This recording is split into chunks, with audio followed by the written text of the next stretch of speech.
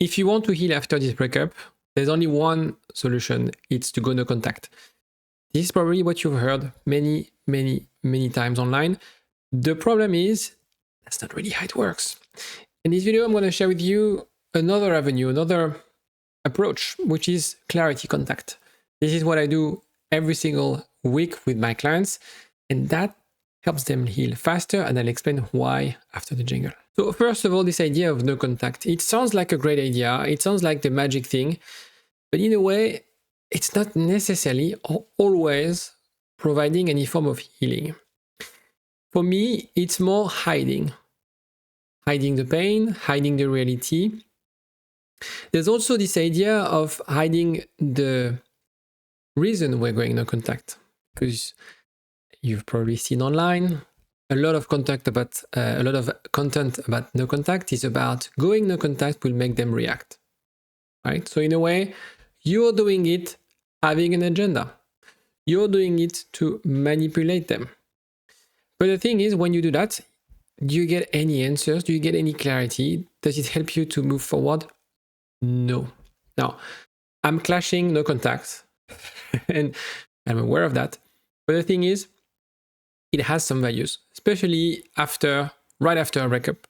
When you've tried to talk your ex out of their decision, when you've explained and over-explained, then yes, you have to do no contact. You have to give them that space. Now, the problem that you will see online is that there's this assumption of if I advise people to go no contact, at some stage, they'll get bored. They'll move on. And it's true. After a few years, you'll be able to move on. But I don't want you to waste months and months waiting for a sign, waiting for them to contact you, because almost every month I have a couple of people contacting me explaining that they've been in no contact for 9, 12, 18 months, and they're asking me whether they can get back together.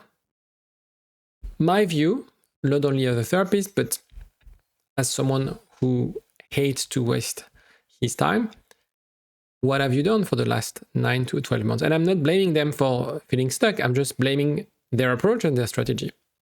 So if in that case, maybe you've been in a contact for a very long time, ask yourself the question, is it helping me to move forward? Maybe it does, then continue. But if you're watching this video, I assume it's not. And this is what I want to discuss today. And of course, this idea of no contact gives you this illusion of control, of power. Because when you stop messaging them, when you don't have any interaction with them, it feels empowering. And that's the very good upside of no contact. But the problem is that most people do it to punish their ex, to get back at them. And again, what you're doing unconsciously is you're chasing. You're chasing indirectly, quietly, but you're chasing. Is it what will give you any form of clarity? Is it what will help you heal? No. And so obviously the other extreme is when you over-explain, when you chase, when you plead, when you beg. And that's why a lot of the content is about that, because this is very typical of people. After a breakup, you suffer, you're in distress. The first thing we do is we want to express, we want to beg, we want to tell them how much we love them, right? And it backfires. So that's why there's a lot of content on no contact. And so the thing is, when you cut, when you cling, these are in a way reactions based on fear. So you're doing exactly the same thing, but it's just a different costume, so a different narrative. But in a way, you're not completely detached, you're not completely in control of the voices in your mind, because there's a little part of yourself telling you it's not over. This relationship is unfinished business. We need to continue what we started. We need to continue where we left it. And this, my friend, will keep you stuck. This will prevent you from healing and moving forward. And this is why you need to adopt this clarity contact. It's about respecting your need for space. It's about knowing where you're going. It's about boundaries, right? Most people, they have no boundaries when they try to reconnect with their ex. They want their ex and the relationship at all costs, and they forget about their own needs, the non-negotiables. when you contact them, when you want to clarify things, it's not about getting closure. It's not about getting answers, because you probably won't have these answers right away, at least. But it's just to assess things step by step. So when I work with my clients, it's always the same process. Always, always, always. Every situation is different, but the process for them to gain clarity is always the same. There's an element of emotional regulation. So how can we feel differently? How can we stop being anxious? Because when we're anxious, when we're stressed, then our behavior will be not necessarily the healthiest one. We will have those protest behaviors. We will say things we regret, etc., etc. Then, once you have a strong emotional regulation system, it's about how can you reframe things from the relationship, from your attachment. How can you pave the way for the right relationship? Because you don't want to enter this phase of clarity contact without knowing where you want to go. So the mistake people make usually is they break the contact, just wanting to resume where they left it. If you do that, it's not going to work. You might get back together, but the problem is the same pattern, the same outcome. You won't be happy in this relationship. Your partner will break up again because of the same problem. And so the point is to take that time and use the contact to take that time to reflect on these elements. Well, you can do it on your own, you do it with your therapist, with whoever you want, but it's important to gain that clarity of what you want. Because when you enter that stage of clarity contact, again, it's not so much about getting back with them. That could be an outcome, right? But that's not the desired outcome. That's not what you can control. What you can control is testing, assessing is the thing that I do with my clients, assessing whether this relationship can be different, whether by your actions, by your investment, things could be different with this person. Maybe it won't, maybe it will. Most of the time it is, because, when I say most of the time, with my clients, because my clients, they are in cases where it's not so much about lack of feelings, it's more of a clash of attachment. And in that case, if you have a secure approach, then usually, even if people are avoidant, they kind of want you to succeed and repair the relationship with you. If you're watching this and wondering if you have any chance of getting back with your ex, or even if it's the right thing to do, I've created a free assessment that gives you clarity. It's based on attachment science, and it will show you whether your ex is still emotionally engaged, if reconnection is possible, and how ready you are mentally and emotionally. What you have to do is just answer a few questions, and you'll get a personalized breakdown within 2 minutes. You can find the link of this assessment below in the description. So why does it heal faster? It heals faster because when you expose yourself to a reality, to your ex, this is also helping you to reinforce your nervous system. The thing is, when you go into contact, of course, it's kind of, for me, it's helpful because it's kind of a crisis response. You have no other option. You don't have the tools to regulate your emotions. You don't know exactly where you want to go. Yes, no contact is the right environment to start doing the work. But then the whole point is like, okay, let's make this into practice, right? Let's make it into practice because you want to assess whether those things in your mind about the relationship, about what you want, the answers that you want, etc. This is, and it's difficult, it's painful, it's scary, but you have to face it. And yes, there's an element of they might reject you again. And that might be painful. But if it does, if they push you back again, despite your effort, that's an answer. And so the problem, most people, they are scared of facing the consequences of this. But if I reach out and they reject me, then you'll gain clarity. And that's not so much about you. And that's why it's important to do this work of cognitive reframing and not thinking it's about me, I'm not lovable, I won't find anyone, because that's not true. It's about them. They took the decision, not based on your incompatibility, your lack of whatever, and I'm pretty sure you have a list. No. It's because they're not able to commit to give you what you want, perhaps, to invest the same way you invest. I'm saying this with a lot of assurance because you're watching the video. You want to make progress. You want to build the right relationship, to be a great partner. And so if you're not a great partner with your ex, you will be a great partner with your next partner. Now, the 3 questions you need to ask before you go silent. So you reach out, you assess, you see how it goes, and then maybe you need another phase of no contact. It's asking yourself, are you protecting or are you punishing them? Do you want clarity or do you want control?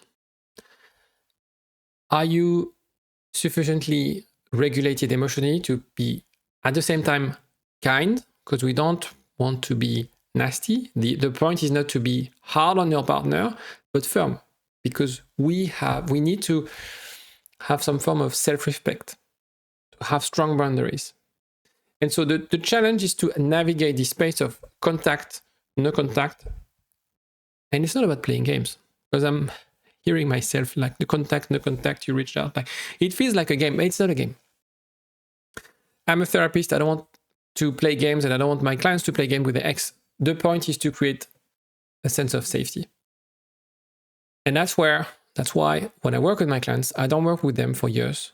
I work with them for a few months, 3 months usually, because that's a window where we can alternate between testing, taking a bit of distance, etc., etc. And I don't want you to be doing this for 12 months. The point is, within 3-4 months, but not more, honestly, you should have clarity of whether your investment is paying off, or whether this is not so much a one-sided thing. They respond to your secure base. They respond to your effort. If not, this is where you have to walk away, because that's not the right relationship and you're chasing the wrong thing. And when you walk away, this is how you get the healing. This is how you move forward effortlessly, because you know you've done your part, because you know now and you've exposed and you tested that this person is not the person you thought you admired or you put on a pedestal, because they failed at giving you what you want. So that's why it's important to reflect on what are the things that you want. And shifting from, I want him back or her back. No, that's not what you want. You want the relationship. You want the project. You want what you had with them. Maybe it's the lifestyle. Maybe it's the intimacy. You can find those things with other people. Right? And there's a part of you thinking like, oh yeah, it's only them. No, because that's your reality, because you have the funnel vision of things. That's not true.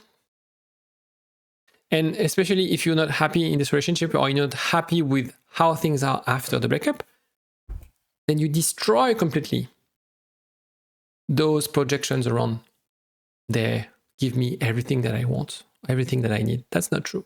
But the way to do it securely is to ask yourself, like, I need space to reset. I need time to think. That's why I always advise people to take their time when they reconnect with the ex. Really be clear on the purpose. So if we reconnect, we have to do it intentionally. So yes, maybe it starts with you, but you need to be intentional and they need to be intentional. We need to have 2 adults in the room. If you're the only adult in the room, this is not the right relationship. This is not the right person for you. And you will find someone, an adult. There's plenty of adults out there waiting to be in a relationship. The point is to, again, detach yourself from the outcome. Okay? It's not so much about the outcome, it's about clarity. And clarity, we can control this. Clarity about what they're doing when I do X, Y, and Z. Clarity on how do I feel when I'm with them, etc., etc. This is your truth. This is your North Star. The North Star is not them, it's your clarity. And that's why, again, we need to be clear on how we feel. So emotional regulation, cognitive reframing is very important. The thing is, the big question, the only question that you need to answer is, what do you really need? Don't tell me I need my ex back. That's not the right answer. Now, once you know what you need, and it's $1 million question, and it's a question you can ask yourself for the rest of your life, because it's very hard to answer, but you need to get clarity on this.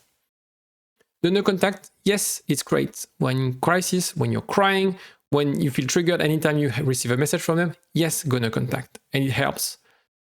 But the point is, for you, should you want to heal, if you feel stuck, is to confront this reality after a phase of no contact, to finally close the doors.